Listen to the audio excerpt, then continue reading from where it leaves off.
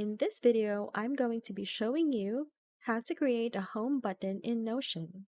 With a click of a button, you can easily tackle numerous repetitive tasks present in our workflows, such as creating a meeting agenda or updating task statuses. This streamlined approach allows for efficient completion of routine responsibilities. Today, instead of using links like the usual, we are going to use a button. You can also use this method for other pages, not just your homepage. Now let's create our button. Press the slash key on your keyboard followed by BUT.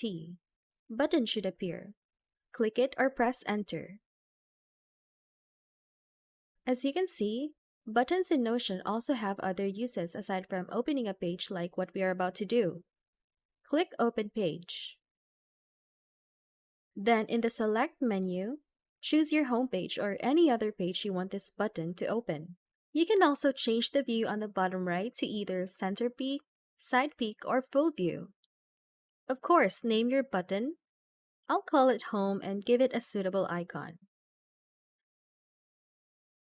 Then click the button once you're done.